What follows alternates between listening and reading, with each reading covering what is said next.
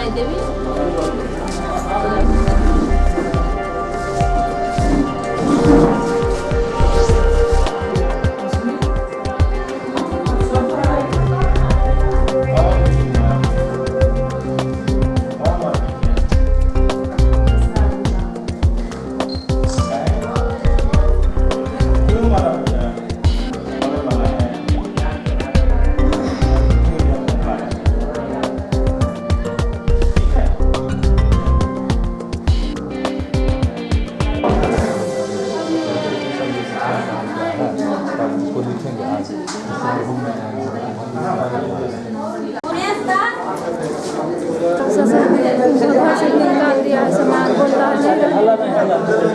क्या हुआ? ये बोलता है ससुर यहाँ पर नहीं रहना है, घर से फिर निकाल दिया है, सामान मारता है, पीटता है। कहाँ का ही मामला, कहाँ घर है? कन्हौली है, सकरी कन्हौली। कौन आपके ससुर जी आपके घर से निकाल दिए? हाँ हाँ। आपके पति नहीं है? नहीं, पति नहीं। उनको क्या हुआ? उसको एक्सीडेंट हुआ। आपके बच्चे हैं? हाँ, 3 बच्चे। क्या यहाँ से एसएसपी साहब से मिले थे, इनसे क्या आश्वासन मिला? बच्चा क्या एसएसपी साहब क्या बोले हैं घर में? हाँ, अभी क्या बोले हैं? वो बोला है जो नंबर दिया है, जो आपको बुलाएंगे कोर्ट घर में तब आना। ठीक। हाँ, सास ससुर का भी नंबर मंगा है, तो सब हमको बाजा कि नहीं है। बोलते थे ठीक है, आप ही फोन कर। क्या नाम है? इंदु देवी। बच्चा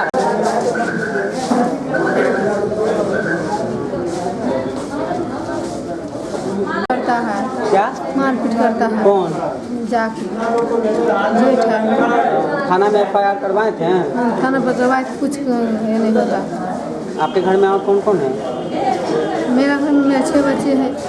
पति आपके घरे है, वो कुछ नहीं, उसको भी मार के छूट गया। उसको भी मार के छूट गया। एसएसपी साहब ने यहाँ मिल लिए, यहाँ मिलेंगे अब? मिल लिए हम। क्या बोले हैं एसएसपी साहब? बोला चिट्ठी जाएगा, जाइए। बोलता है कि इसको मार देंगे, केस उठाइए। केस किए थे एक बार, बोला कम्बाइन महिला केस नहीं उठाया तो उसको जान से मार देंगे। जैसे एक बार एक लड़का का चीज फाड़ दिया ना, वैसे चीज फाड़ देंगे, इसको भी मार देंगे, साफ के कर देंगे। आपके लड़का को मार दिया था? हमको नहीं, दूसरे लड़के को मार दिया। इससे बोलता है इसको भी मार देंगे, इसे मार देंगे, केस उठाओ, इसी को साफ कर देंगे। जेल जाएंगे तो जाएंगे, और मार देंगे, मर्डर कर देंगे। ये बात एसएसपी साहब को बताए हैं? हाँ, बोले हैं।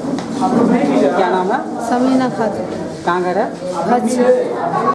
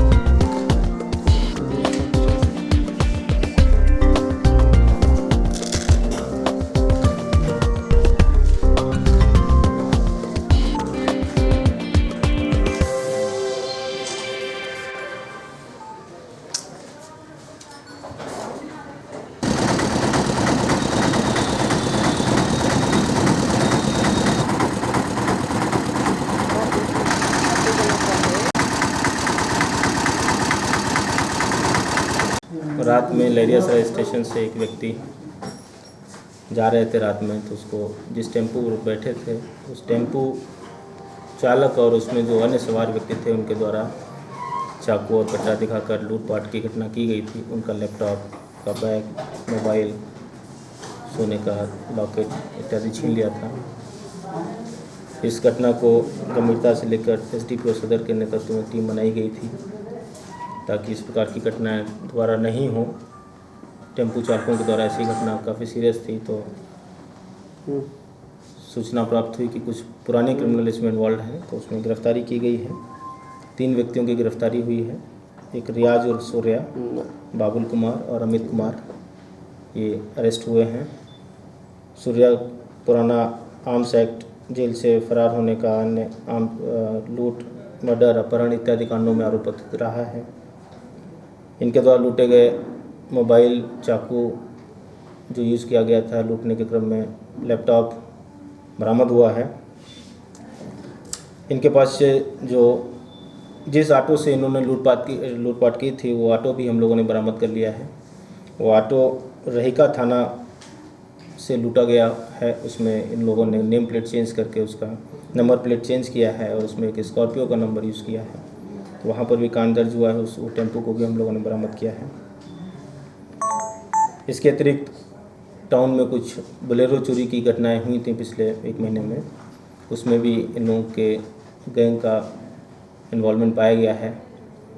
इसके द्वारा बताया गया है कि कुछ बोलेरो इसके साथियों ने चोरी करके दूसरे ज़िलों में एवं नेपाल इत्यादि में भी भेजा है। तो उसको हम लोग बरामदगी का प्रयास कर रहे हैं।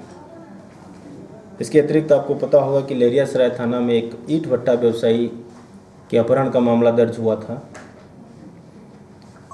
पहली बार उसने बताया था कि हमको यहाँ से स्कॉर्पियो से उठा के ले गया और बेगूसराय बरौनी में ले जाके छोड़ा।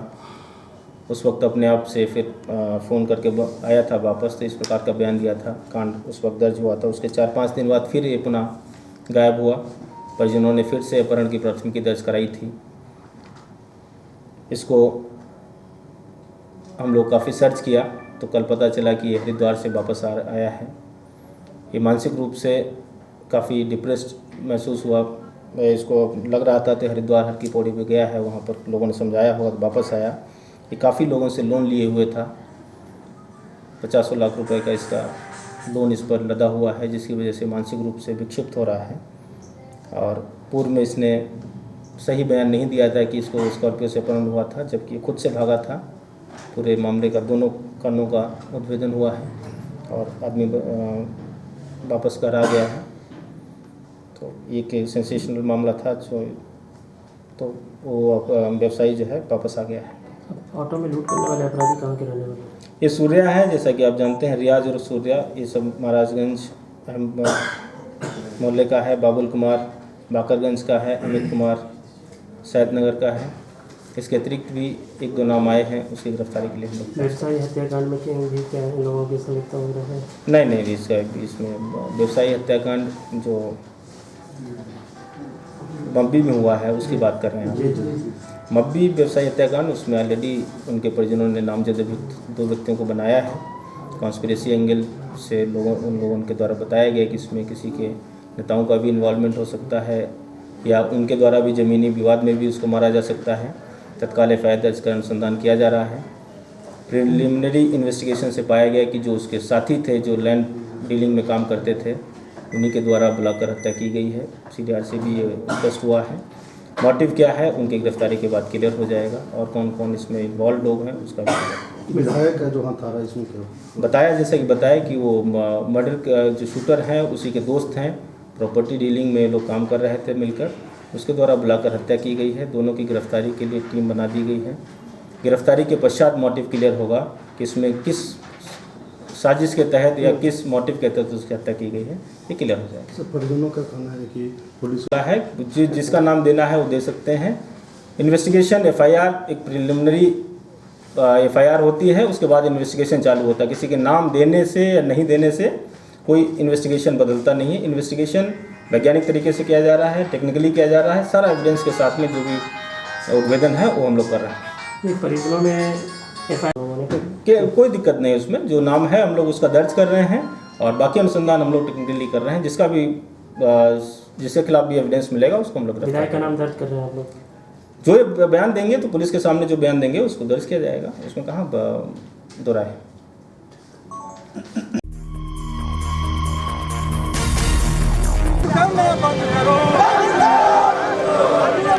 करना बंद करो, मनमानी चलेगी नहीं चलेगी। विधायक प्रभारी हाय हाय, मनमानी नहीं चलेगी। करो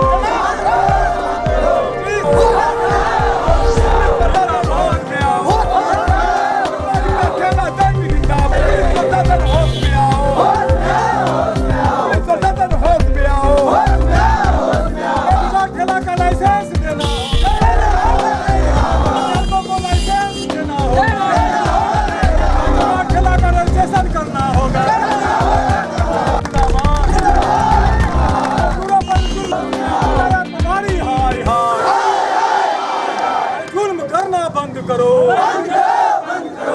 संबद्ध दरभंगा जिला जुगाड़ ठेला रिक्शा मजदूर संघ की ओर से प्रतिवाद मार्च का आयोजन पोलो मैदान धरना स्थल से किया गया है और इस मार्च का आयोजन 6 अप्रैल को जिला प्रशासन को धरना के माध्यम से मांग पत्र दिए जाने के बावजूद पुनः 9 जून को जिलाधिकारी एवं वरीय आरक्षी अधीक्षक और अनुमंडल आरक्षी अधीक्षक को ज्ञापन देने के बावजूद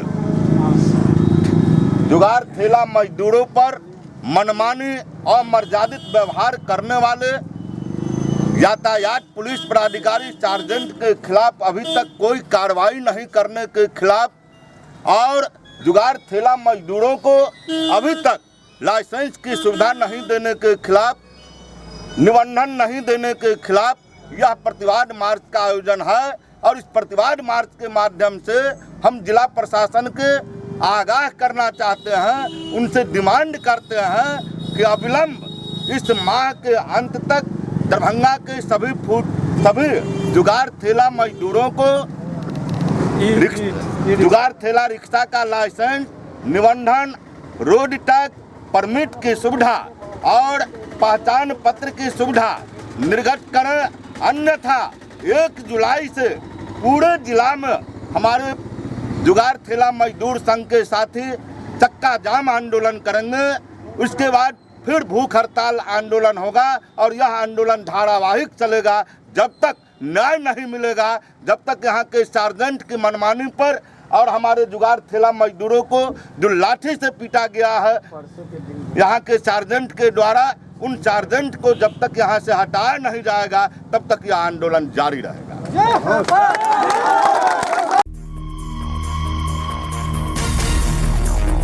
इन्हीं विभिन्न समस्याओं से जूझते हुए हम विकास कर रहे हैं। हमारे शोध संस्थान के पास विशाल परिसर है, सारी सुविधाएं हैं, क्योंकि यह संस्था बिहार सरकार की है। बिहार सरकार के द्वारा इसको विकास किया जाएगा।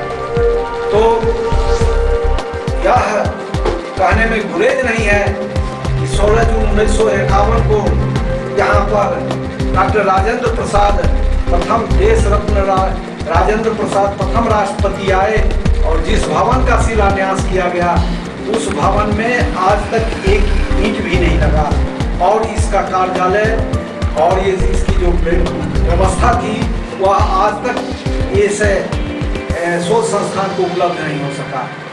सरकार आती है जाती है, शिक्षा मंत्री आते हैं जाते हैं।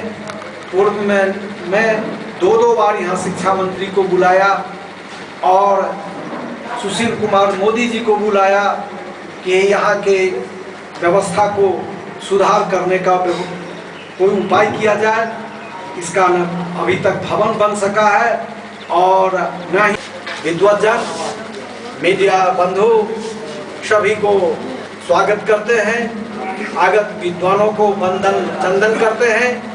आशा करते हैं कि आप लोगों का स्नेह प्यार और शोध के प्रति इस मिथिलांचल के यह प्रथम संस्था जो समाज को नई दिशा दे सकता है उस पर आप लोग भी नज़र रखें। इसलिए कि 12,500 पांडुलिपि है जो 1000 वर्ष प्राचीन है, उसको प्रकाशन होना चाहिए, उसको डिजिटल कॉपी बनना चाहिए।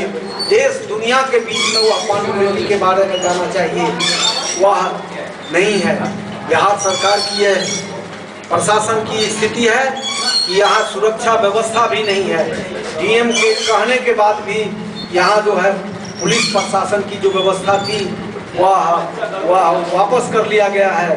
न केवल मिथिला चंद्रधारी म्यूजियम जहाँ हीरे जवाहरात हैं वह भगवान के भरोसे हैं, जैसे मिथिला शोध संस्थान में ये 12,500 पांडुलिपि यह निर्जन क्षेत्र आज भगवान के भरोसे हैं। बार बार शासन प्रशासन को डीएम साहब के पहल पर स्थानीय पूर्व सांसद फातमी जी को कहने के बाद भी खाली आश्वासन दिया जा रहा है। विगत शोध संस्थान के निदेशक डॉक्टर देवनारायण यादव जी जो पदभार ग्रहण के पश्चात किया था और शहीद युवा सैनिक शोध संस्थान के वर्तमान निदेशक हैं, हमारे आज के विशिष्ट अतिथि हैं। अभी कुछ ही क्षण में इनकी पुस्तक का प्रेम कुमार निषाद जी।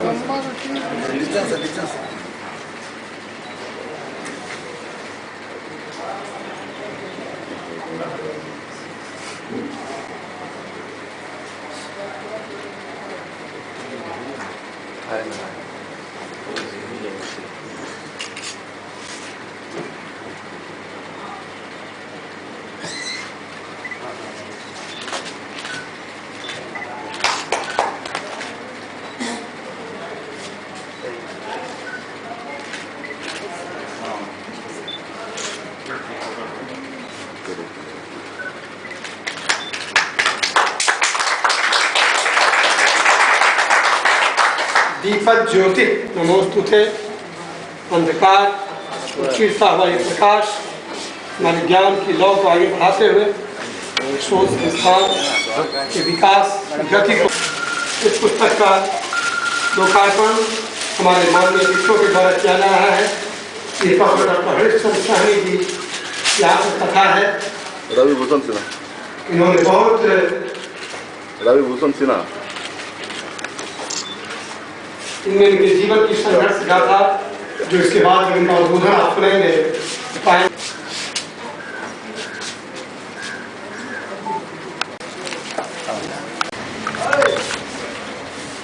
डॉक्टर सुभाष चंद्र झा जी आरक्षी निरीक्षक 51 जो संभवतः इस संस्थान का स्थापना दिवस है, उसके एक भवन का शिलान्यास किया गया देश रत्न डॉक्टर राजेंद्र प्रसाद के द्वारा, और आज तक उसमें उस भवन में एक ईंट नहीं जुड़ सकी। ऐसी कितनी ही घटनाएं हैं जो मेरे विषाद का कारण। 7 एकड़ में फैला हुआ ये संस्थान कितने सपनों के साथ खड़ा किया गया होगा, ये सहज ही कल्पना की जा सकती है इस बात की। लेकिन क्या स्थिति है ये भी हम देखी है। ये सारी स्थितियां हैं, बावजूद इसके कैसे किए हुए हैं भाई? ये तो अच्छा लगता है कि इतनी लोकार्पण हुआ है, क्या कहना चाहेंगे इस विषय में?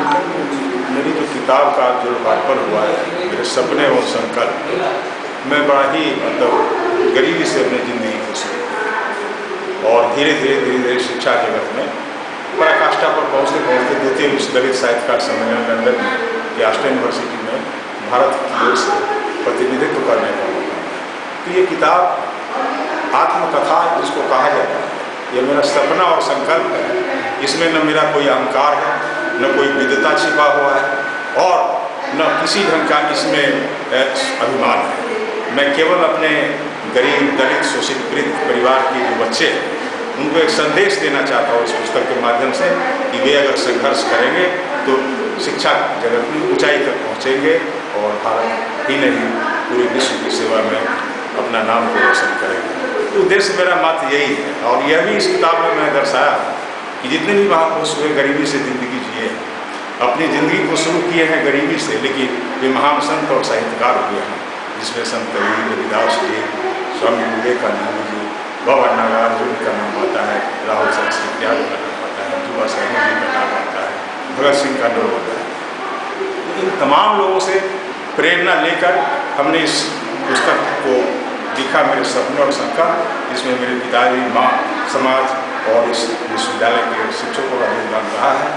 इसीलिए ये एक संदेश देना मैं चाहता हूँ इस पुस्तक के माध्यम से कि गरीब बच्चे अपने को गरीब मत समझें। अगर हौसला बुलंद हो, संघर्ष करने की क्षमता हो तो जरूर वो आगे बढ़ेगा और देश का नाम आगे बढ़ेगा।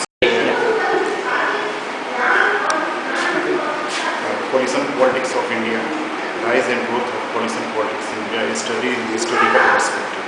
भारत में जो गठबंधन के राजनीति का विकास एवं अनुभव 1967 से लेकर 2009 तक का कंक्लूजन इस किताब के माध्यम से किया गया है। आज के वर्तमान दौर में जो गठबंधन की राजनीति का जो दौर चल रहा है उस पर इस किताब पुस्तक लिखी गई है। क्या लगता है ये लोकतंत्र के लिए आवश्यक है या हानिकारक है? नहीं, लोकतंत्र इस बुक में हम ये दोनों चीज़ डाले हैं, इसके लाभ और हानि दोनों। लेकिन आज की जो वर्तमान परिस्थिति है अभी के हिसाब से गठबंधन की राजनीति का दौर तो बिल्कुल समाप्त हो चुका है। अभी जो एक पार्टी है मतलब जो एनडीए मेजोरिटी पार्टी में जो है इस हिसाब से अभी दोनों इसका कंडीशन रखा गया है, तो लाभ और हानि दोनों देखा है, दोनों पक्ष को इसमें निष्पक्ष रूप से।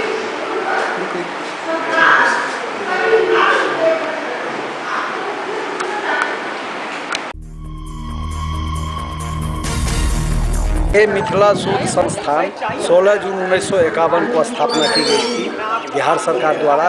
उस समय दरभंगा महाराज 62 का यह धरोहर 12,500 पाउंड की है।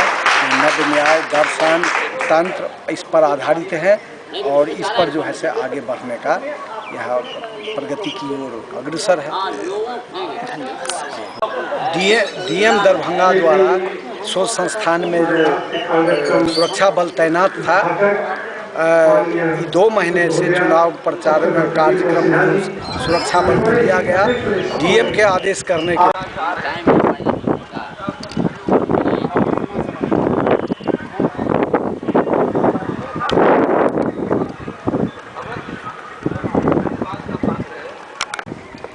ये सर बागमती नदी है या तटबंध है, आप निरीक्षण करने आए हैं सर, क्या कुछ निरीक्षण करने आए हैं आप?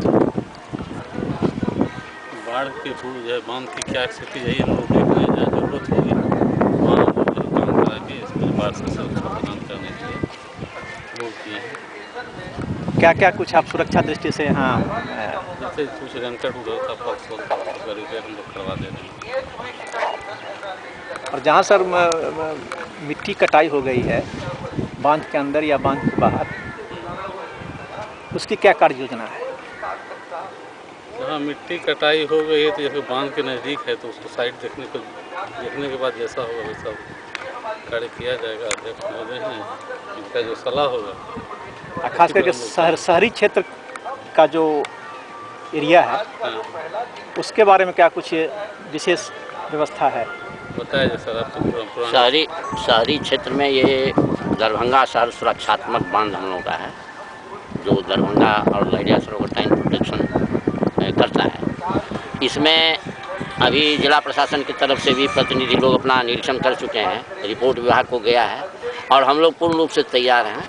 तैयारी है पूरी सरकार की, जो भी बाढ़ में अगर इमरजेंसी आएगा तो उसको हम लोग फेस करेंगे। तो क्या कुछ सुरक्षा दृष्टि से आप व्यवस्था किए हुए हैं बांध के ऊपर या इर्द गिर्द, या अगर कोई समस्या हो तो लोग कैसे आपको जानकारी देंगे? जानकारी मेरा यहाँ कार्यालय है अधीक्षण अभियंता कार्यपालक अभियंता लहरियासराय में स्टेशन के सामने, और डीएम कार्यालय में भी मैंने सूचना है उपलब्ध है, तो आप उस पर दे सकते हैं। आज के निरीक्षण में वो क्या कमी दिखा? आज के निरीक्षण में हम लोग देख रहे हैं जो ये जो मिथिला शोध संस्थान के किनारे जो बांध है उसमें बहुत सारे बरसात से मिट्टी कट चुका है या कुछ जानवर का भी छेद है, उसको रिपेयर कराया जा रहा है, आदेश दे दिए हैं और जो भी ज़रूरत होगा हम लोग करेंगे बाढ़ के समय में। तो सर कहाँ से कहाँ आप निरीक्षण कर रहे हैं? निरीक्षण पूरे बांध का हम लोग कर रहे हैं, अब शुरू हो गया 15 दिन से हम लोग का पूरा बांध जो भी तटबंध है।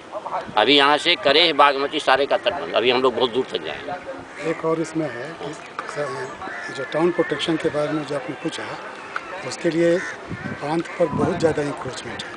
यहाँ पे हमारा सर्विस इंस्पेक्शन व्हीकल भी नहीं जा सकते। इसके लिए जिला पदाधिकारी के द्वारा जो मीटिंग हुई थी, आपदा प्रबंधन की जो बैठक हुई थी, उसमें हमने इस बात को उठाया था कि अतिक्रमण हटाना प्रशासन का काम है। तो उन्होंने सदर एसडीओ को निर्देश दिया है और हमको कार्य योजना बनाने के लिए दी गई है। कार्य योजना बना करके आज टाइप करा करके कल तक उनके पास चला जाएगा। प्रशासन द्वारा जब अतिक्रमण हटा दिया जाएगा तब बाढ़ की सुरक्षा के दृष्टिकोण से सतत निगरानी बांध पर। सर बांध के अंदर बहुत सारे जगह अगर आप देखेंगे पाएंगे तो बांध के अंदर बहुत लोग अस्थाई और अस्थाई घर भी बना लिए। उसी के बारे में कह रहे हैं, ये प्रशासन का काम है।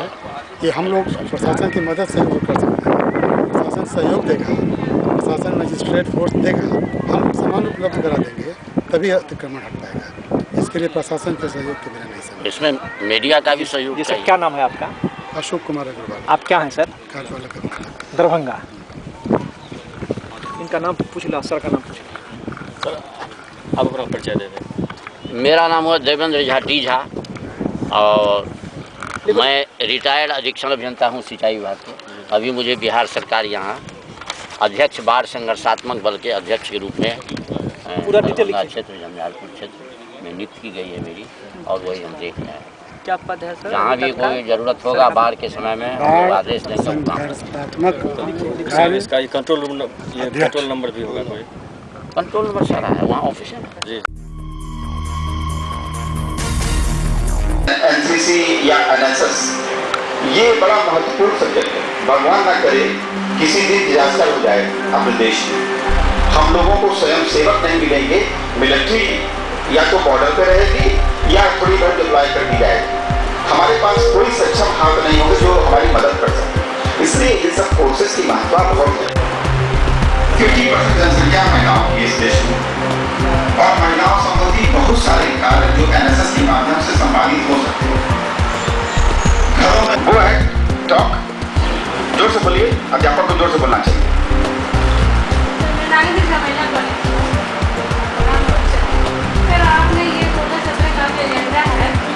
आज भी हमारे कितना अमाउंट देना है, और मैं आपको ये बताऊं, क्या मैडम आपको संज्ञान में है कि राज्य सरकार द्वारा भी इसमें अनुदान मिलता है? तो होता ये है कि हम हर चीज एक ही दिशा से देखने की कोशिश है। तो राज्य सरकार से 40,000 बनेंगे, 60 हमारा आएंगे या 22 वर्षा हो जाता है।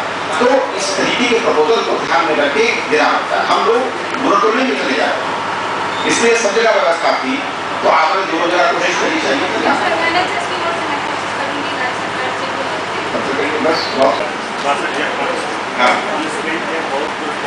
केवल कार्रवाई करिए, थोड़ा जरूरी है, पर ऐसा करिए, क्योंकि मैं बहुत खुद परेशान हूँ।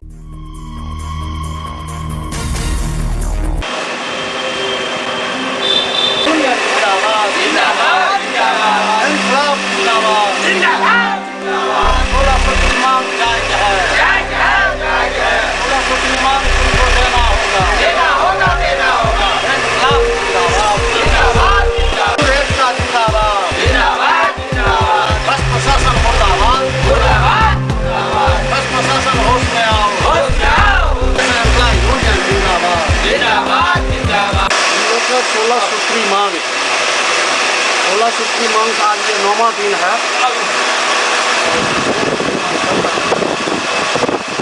हमारे जो बीएसएनएल एम्प्लॉय यूनियन का यह 9वां दिन धरना है। 16 सूत्री मांग है। जो मेरा पहला एजेंडा है, जो 46 आरएम को प्रेसिडेंशियल ऑर्डर, बीएसएनएल में ऑब्जर्वेशन हो चुका है, लेकिन प्रेसिडेंशियल ऑर्डर निर्गत नहीं किया। एक दूसरा मुद्दा है 8 करोड़ रुपया का।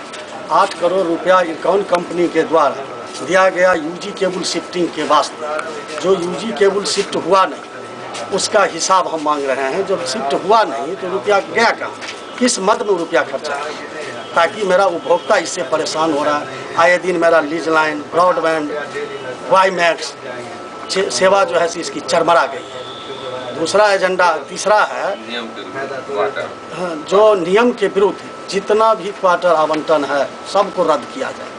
यहाँ अपना तरीका से मनमानी रूप से हर एक काम एडमिनिस्ट्रेशन अपना करता है, जिस सब के चलते जो है तो हमारा ये आंदोलन चल रहा है। 16 सूत्री मांग है, और इसके लिए ऐसा नहीं लगता है आपको कि आप लोगों की हठधर्मिता के कारण सरकारी काम में विघ्न उत्पन्न हो रहा है? इसके लिए तो महाप्रबंधक जिम्मेदार है। जो मैं महाप्रबंधक महोदय से हमारी कल 5 बजे बुलावा आया, हम लोग गए, 1.5 घंटा वार्तालाप भी, लेकिन वार्तालाप से कोई हल।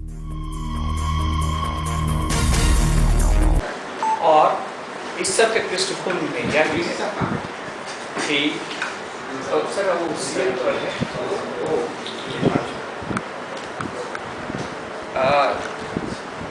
जो नैक का एक्रेडिटेशन महत्वपूर्ण है, क्योंकि उसके बिना कोई भी शैक्षिक संस्था को किसी प्रकार का वित्तीय सहयोग नहीं मिलेगा। उसमें ललित नारायण मिश्र विश्वविद्यालय पहला विश्वविद्यालय था बिहार का जिसका नैक से एक्रेडिटेशन हुआ। साथ ही सर के व्यक्तिगत प्रयास से और सभी जितने पदाधिकारी हैं बार बार महाविद्यालयों में जाकर अभी तक हमारे जो विश्वविद्यालय हैं, आप सभी का विश्वविद्यालय, आपके भी बच्चे हैं, 19 महाविद्यालयों का नैक से एक्रेडिटेशन हो गया और 3 ऐसे महत्वपूर्ण कॉलेजेस हैं पीएड टीम का विजिट बहुत ही जल्द होने वाला है और वह है CM science college Darbhanga university, L N. Mithila university और जेपी यूनिवर्सिटी छपरा। उसमें भी आपका यूनिवर्सिटी अग्रणी था और इसने भी पावर पॉइंट प्रेजेंटेशन किया। पहले तो मैं सभी मीडिया के बंधुओं को पहले तो मैं खड़े को नमस्कार आप आए, निमंत्रण स्वीकार किया, इसके लिए धन्यवाद। पर्पज़ ये है कि बार बार यूनियन ही कहती है कि हम लोग मतलब ये क्यों कर रहे हैं, semester system is not too good, ऐसा सोचा जाए तो हमको उसका भी जवाब देना है। दूसरा, मेरी नज़र में करना इसी सेशन से जैसा हम लोगों को निर्देश और आदेश मिलना और पुरानी परंपरा के हिसाब से इस महीने एप्लीकेशन आ जाना चाहिए। तो बच्चों में बड़ी पीड़ा है और उत्सुकता भी है। जैसे हमको एक दिन में कम से कम 60-70 फ़ोन कॉल हमारे फ़ोन पे आए और बच्चा जानना चाहता है कि सर ये हम लोग का एडमिशन इस साल हो पाएगा कि नहीं हो पाएगा, कि हम बाहर जाएँ। तो मुझे लगा कि इन सभी चीज़ों को एड्रेस करने का आपसे उचित माध्यम नहीं मिलेगा। तो ये 24 तारीख जब मंशा बन चुकी है, इसी साल से करना है, इस करेंट एकेडमिक सेशन से, तो माना कि कई कारणों से देर हुई, लेकिन फिर भी होना इसी सेशन से। तो 24 हम लोगों ने लगातार मीटिंग की राजभवन के स्तर पे और अभी हम लोगों ने एफिलिएटेड कॉलेज के साथ प्रिंसिपल लोगों के साथ मीटिंग की। इसके बाद 2 स्पेशल मीटिंग हम लोगों ने पीडीसी साहब की अध्यक्षता में की, जिसमें ये भी हुआ कि फॉर्म एक्सपर्ट को बुला के फॉर्म कैसा दिखेगा, कैसे भरेंगे, वेबसाइट कैसे खुलेगा, ये सब करना हम ही लोगों को है। लेकिन यह है कि लोगों ने छपवाना शुरू कर दिया है अपना प्रॉस्पेक्टस, तो इन सब चीज़ों के ऊपर रोक लगानी पड़ेगी, क्योंकि अगर छप जाएगा और बिना सोचे समझे बेच दिया जाएगा बच्चों को और बाद में हम ऑनलाइन एडमिशन कराएंगे तो एक अराजकता का माहौल बनेगा, लोग पैसा वापस मांगेंगे। तो इसीलिए हम लोगों ने मीटिंग करके सभी प्रिंसिपल लोगों को मना कर दिया है कि वो अपने लेवल पे सिर्फ इन्फॉर्मेशन दें और प्रॉस्पेक्टस वगैरह को भी यूनिफाइड कर देंगे, जैसे 4-6 पेज का प्रॉस्पेक्टस होना चाहिए। और वो एक हमने जो प्रारूप सोचा है या मिथिला यूनिवर्सिटी ने जो सोचा है वो है कि 300 से 400 रुपये के बीच में ऑनलाइन फॉर्म की फीस होगी और बच्चे को हम लोग प्रायोरिटी सभी 4 जिलों में उसकी प्रायोरिटी पूछ लेंगे। आपको मालूम है कि बच्चा प्रायोरिटी जैसे बेगूसराय का बच्चा है तो उसका प्रायोरिटी 1 लोकेशन का बेगूसराय ही होगा, ठीक है। उसके बाद वो अपना मार्क्स वगैरह भरेगा। इसके बाद बच्चे से सब्जेक्ट की, जैसे किसी बच्चे ने इंटरमीडिएट साइंस किया तो अब ऑनर्स नहीं होगा, पहले ऑनर्स होता था लेकिन अब ऑनर्स वगैरह नहीं होगा। अब होगा क्या कि हम इसको कोर्स बोलते हैं, जो जिसको पहले ऑनर्स बोलते थे उसको कोर बोलेंगे और जिसको पहले हम बोलते थे सब्सिडी नहीं, अब उसको इलेक्टिव बोलेंगे, एलाइड बोलेंगे। और जिसको हम जनरल और इंग्लिश वो तो वैसे ही था। तो ये बात हमको बच्चों को बतानी पड़ेगी, यानी कि बच्चे के लिए हम ऑप्शन, फॉर एग्जाम्पल किसी ने फिजिक्स, मैथमेटिक्स, केमिस्ट्री ग्रुप से पढ़ाई करी और वो एडमिशन लेना चाहता है फिजिक्स में, उसका कोर सब्जेक्ट चाहता है, ठीक है। और कोर सब्जेक्ट में जीडी कॉलेज बेगूसराय में ज़्यादा बच्चों ने अप्लाई किया है और मेरिट चला गया उसमें हाई, तो उसको उसमें एडमिशन नहीं मिलेगा, लेकिन उसकी प्रायोरिटी तो बेगूसराय में की है। तो वहीं पे हम उससे ये पूछ लेंगे कि जीडी कॉलेज में फिजिक्स के कोर सब्जेक्ट के अलावा क्या वो केमिस्ट्री लेना चाहेगा, उसमें भी वो प्रायोरिटी मिल जाएगी। यानी कि बच्चों को हर हालत में उसी कॉलेज, जिस लोकेशन का उसी लोकेशन में देने की कोशिश होगी, ये पहली प्रायोरिटी रहेगी। और पहले बच्चा आपने देखा होगा कहीं 50 रुपये में कोर्स फीस थी, मतलब फॉर्म थी, प्रॉस्पेक्टस प्लस फॉर्म 50 रुपये एफिलिएटेड कॉलेज में, और कहीं 150-200 रुपये की होती। अब हम बच्चों को अगर हम 400 रुपया लेते हैं और चारों जिलों का भरेगा एक ही साथ उसी फीस में, पहले अगर वो 1000 खर्च करता था तो 1/3 में अब उसका काम हो जाएगा। ये बच्चों की पहली सेविंग होगी। और बच्चों को जो भागा भागी होती थी, अगर इकॉनमी देखें बच्चों की, या आप ऐसे समझें कि अगर 80,000 बच्चा अप्लाई करता है, 80 से 90,000 बच्चा अप्लाई करता है, 80 से 90,000 बच्चों की टोटल इकॉनमी देखें, 4 जिलों में मूवमेंट देखें, तो एक रफ आइडिया, अगर बच्चा 1000 रुपया खर्च करता है, कम से कम 3 जगह फॉर्म भरता है, ये तो आपने, तो आप 80,000 गुणे 1000 गुणा करके देखिए, ये उसकी फॉर्म की कॉपी है। इसके बाद वो कागज लगा रहे हैं, हम के कार्यालय में हो, राजभवन में हो, तो हम लोग उसको देख लेंगे और उसके ऊपर एक अंतिम प्रारूप बनाएंगे। इसलिए हम आप लोगों का सहयोग चाहते हैं कि 10 तारीख तक, मतलब बच्चा 5 तारीख से अलर्ट हो जाए, वेबसाइट को चेक करें। हमारे यहाँ पेपर 1 मान लीजिए आप जूलॉजी पेपर 1, पेपर 2, वो लोग पेपर 1 पेपर 2 का मतलब ही नहीं समझते, वो तो कंटेंट ढूंढते हैं कि पेपर का टाइटल क्या है। हम लोग समझते हैं बिहार में कि पेपर 1 लिखा तो मिथिला यूनिवर्सिटी को समझ में आ रहा, बिहार को भी समझ में आ रहा, सबको समझ में आ रहा, सारे विद्यार्थियों को, लेकिन जब यही चीज़ बाहर जाती है तो उसको कुछ समझ में नहीं आता, उसको डेफिनेशन चाहिए। जैसा समझिए, आपने कहा कि हमें लंच लेना है, हमने आपने कहा अगर हम मिथिलांचल में रोटी दाल चावल सब्जी की बात करेंगे, यही साउथ इंडिया में होगा तो इडली डोसा की बात करने लगेगा, यही अमेरिका में होगा तो सलाद की बात करेगा, यानी कि पैरामीटर डिफाइन होना चाहिए। तो हम लोगों की कोशिश ये है कि जब हम सेमेस्टर सिस्टम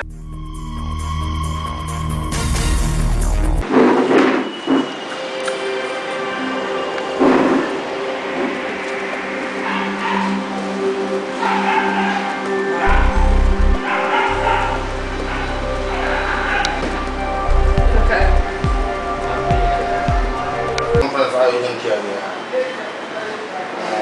ये इट्स माई प्लेजर कि आप लोग इतने बड़े खुशी में शामिल हुए, और ये प्रेस कॉन्फ्रेंस इसलिए किया गया है कि एक सदियों से उदास माँ जिसकी शादी के करीब 15 साल हो गए थे, जिसके आंगन में अभी तक बच्ची की किलकारी नहीं सुन पा रही थी, वो आज प्रेग्नेंट होकर डिलीवर की एक मेल बेबी को, और उसकी खुशी को देखकर हम लोगों को चारगुनी खुशी, उससे ज़्यादा खुशी हो रही है कि इतने सदियों से उदास चेहरे पे इतनी बड़ी खुशी आई है।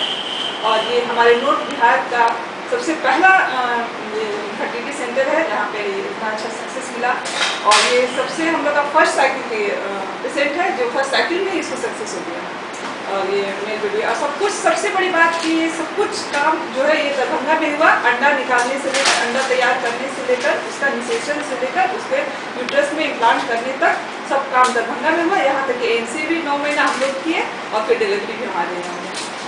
डिलीवरी इसमें क्या हुआ, नॉर्मल होता है या फिर उसका कुछ अलग है? नॉर्मल हो सकता है, पर इसका बीपी बाद में बहुत ज़्यादा बढ़ने लगा था, PIH हो गया था, प्रेगनेंसी इंड्यूस्ड हाइपरटेंशन जो होता है, तो फिर ऐसे में रिस्क था बच्चे को और ले जाना, तो बिफोर 15 डेज हम लोग ने इसका बच्चे को आउट कर दिया। अच्छा। कितने दिन लगा इसमें प्रोसेस को, अंडा को पैदा करने के लिए? अंडा को पैदा हम लोग 15 डेज इंजेक्शन देते हैं, जो उसका एक तैयार हो जाता है, और आफ्टर 15 डेज फिर ओम पिकअप करके मतलब अंडा को बाहर निकाल दिया जाता है। हस्बैंड का शुक्राणु लिया गया, दोनों को फर्टिलाइज करा के एम्ब्रियो जिसको कहा जाता है, छोटा सा बच्चा, वो बना इंक्यूबेटर में। फिर 3rd डे हम लोग इसके यूट्रस इसके बच्चेदानी में डाल दिए, और फिर वो जो जैसे नॉर्मल बच्चा ग्रो करता है, फीटस ग्रो करता है, वैसे फीटस ये 9 महीना ग्रो किया, और फिर